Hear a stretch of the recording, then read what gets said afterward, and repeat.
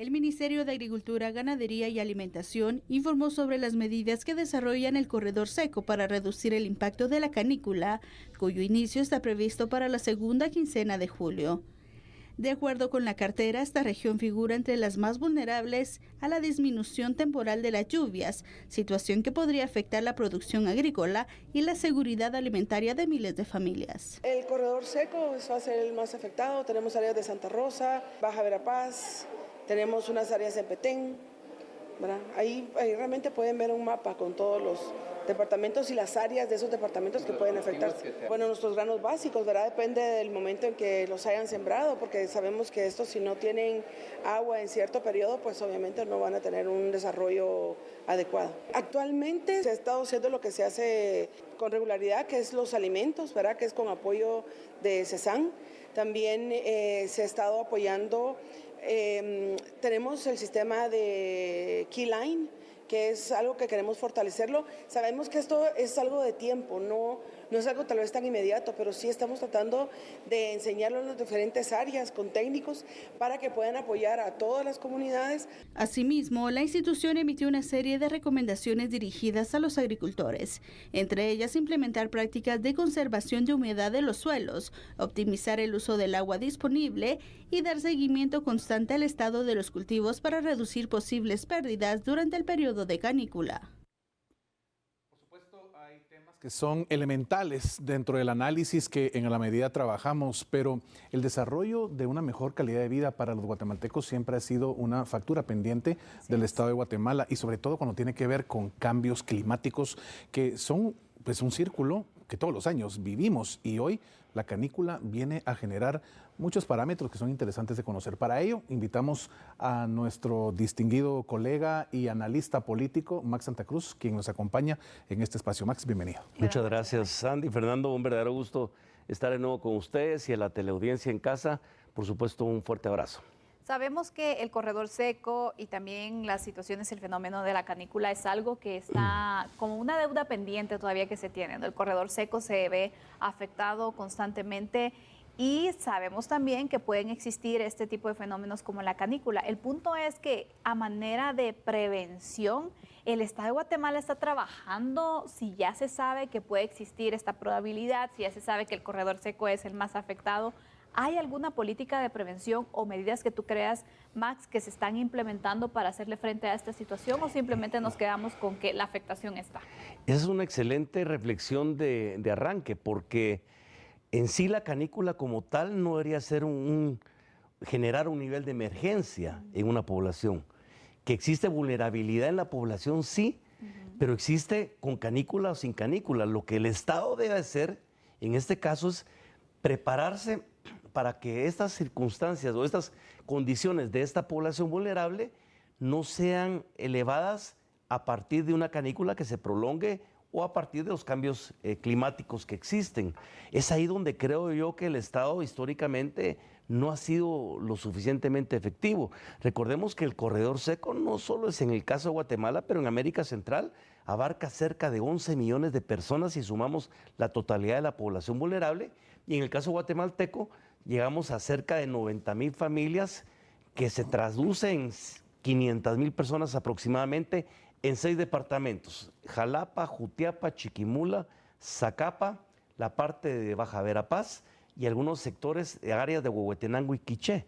Es decir, si ya sabemos dónde pega el tema de la inseguridad alimentaria, el tema de la falta de riego para la productividad y consumo de las poblaciones, pues pareciera ser como que siempre vamos tarde ante la emergencia, y cuando nos damos cuenta tenemos que reaccionar de una manera precipitada si las medidas de prevención no se han tomado a tiempo. Ahora, cuando vemos las imágenes que hemos compartido con nuestra distinguida teleaudiencia, nos damos cuenta que uno de los fenómenos, y sobre todo que llega a afectar de una manera tan directa al corredor seco, es este espacio de calor que se convierte, si aquí en la ciudad lo estamos sufriendo, no quiero ni pensar esa cantidad de grados centígrados a la que llega la temperatura en el corredor seco. Sin embargo, desde, no sé, pensemos 30 años para atrás, venimos escuchando lo mismo, que se va a sembrar algo nuevo, adaptado en el corredor seco, que el corredor seco tiene distintos tipos de cultivos que permiten que obviamente se adapten de una mejor manera, porque son semillas trabajadas de forma puntual y de forma que químicamente se puede ir haciendo esa adaptabilidad a cambios radicales. Y lo más importante, que esa ayuda llega a los agricultores que por supuesto están en esa área y que lo que buscan es la asistencia permanente del gobierno y que obvio esto se traduzca en que Guatemala no llegue a sufrir esa generación de pérdidas que se traducen en millones de quetzales. Sandy, no sé cuál es tu opinión respecto a este esquema del corredor seco que ha sido desde siempre. Que al final se tiene que hacer una inversión adecuada y dirigida, porque no podemos estar únicamente, cada año se habla de lo mismo, que tenemos el tema de ausencia de lluvias o el otro fenómeno también que hay mucha lluvia, Claro. pero al final los efectos pueden ser los mismos. Entonces la inversión pareciera que está faltando acá para poder de esta manera pues reducir los riesgos y sobre todo los índices de desnutrición, de pobreza también, que se ven elevados con situaciones como esas a las cuales claramente Guatemala no está preparada. Sin duda, aquí pareciera ser que estamos en algún momento ante la debilidad de lo que es impulsar políticas públicas que verdaderamente atiendan esto de manera permanente, porque si sabemos que va a existir la presencia de un fenómeno como tal que se repite anualmente, pues tenemos que tomar las consideraciones sabiendo que esta población siempre va a ser vulnerable en condiciones normales y no digamos más en condiciones en donde la canícula y otros efectos climáticos como en el caso del Niño pueden afectar de manera mucho más contundente y profunda muchísimas de las condiciones ya de por sí de poblaciones vulnerables en estado de pobreza y pobreza extrema, que también sufren los embates, como hablábamos del tema de la seguridad alimentaria. Si esto es así, pues las medidas que se puedan tomar con semillas más resistentes, con modos de cultivo mucho más eficientes, como se hablaba en su momento de la hidroponía, como una posibilidad de tener producciones que aunque sale caro el costo de la producción desde un mecanismo como tal, pero la posibilidad de contar en espacios regulados y controlados climatológicamente, pero también sobre la